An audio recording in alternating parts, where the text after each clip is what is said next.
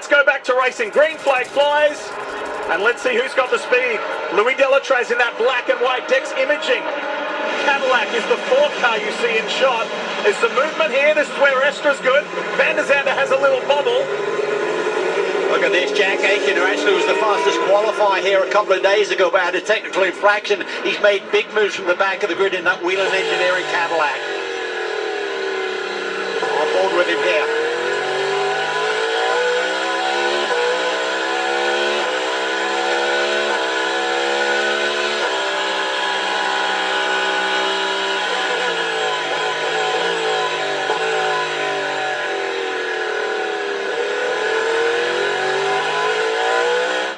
This is the driver, Townsend, who won the last two races of last season. He wants to keep that momentum going. Yeah, indeed. In terms of momentum right now, I'm watching the number 6 of Kevin Estre because he has been magic on these restarts on the brakes. He's got a perfect draft working on Renger van der Zande right now, and the actor up ahead. And watch this. He is closing quick. Great move, great draft. Nice move. Inside, whoa, they almost touch, or maybe they did. They did. Like 2012 all over again with AJ and McNish. I don't think that was an accident. I think Kevin Estre was trying to send a message to Renger van der Zande like, don't you dare put a fade on me. I'm going to move you right back over. This is dynamite. These are the two drivers you do not want to see contacting because they both have explosive personalities inside the cockpit. This is too early to get too crazy.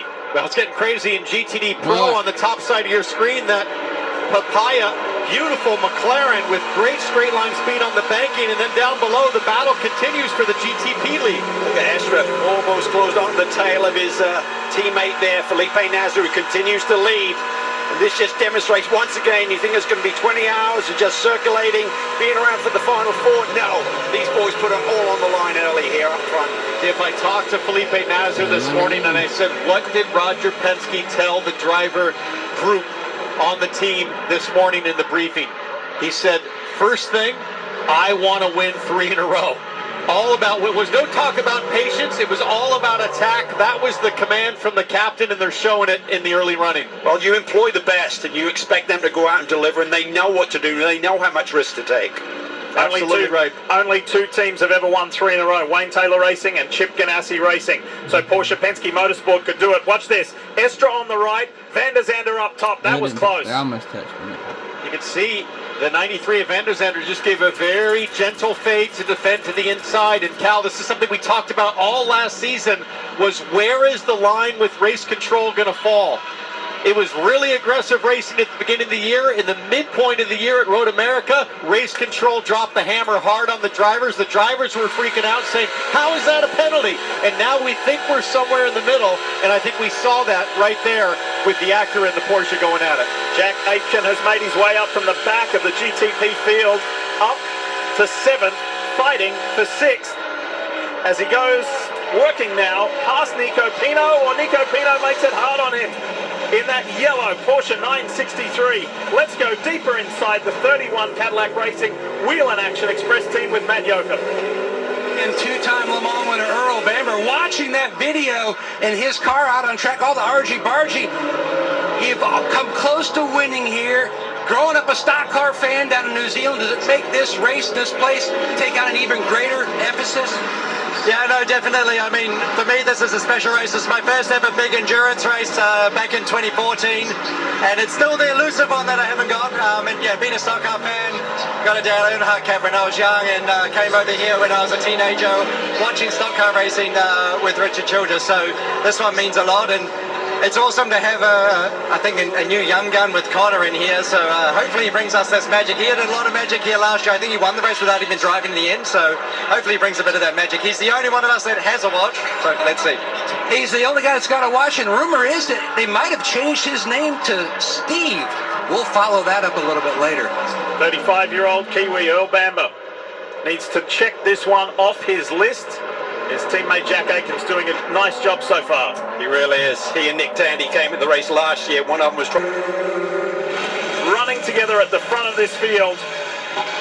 And Penske is in search of that 3P. So too is Felipe Nasr.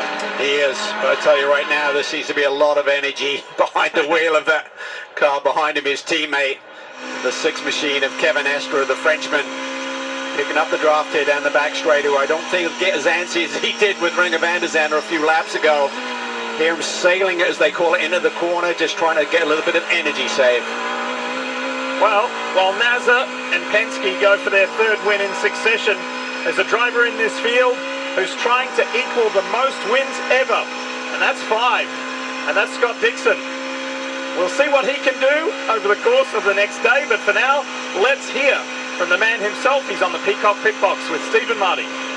Yeah, honored to have the 6-time IndyCar champion Scott Dixon hanging out with us in his 23rd straight Rolex 24. What keeps you coming back to this race, Scott?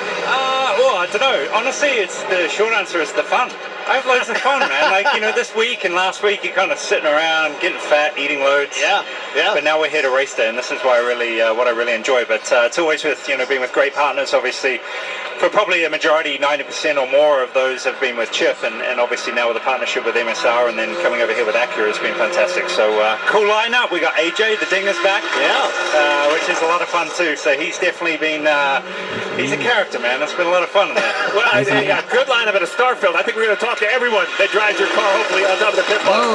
Real quick, crazy start. I mean, back-to-back yellow is a big impact. Marty asked me from, team management, how would I talk to guys as somebody who has to get in the car? Does it change anything, or do you just wait till it's your turn? How does it work from a competitor? Yeah, it's hard to comment, because some of the situations you don't really know the depth and how it happened. But, I think the biggest thing is it's a 24-hour race.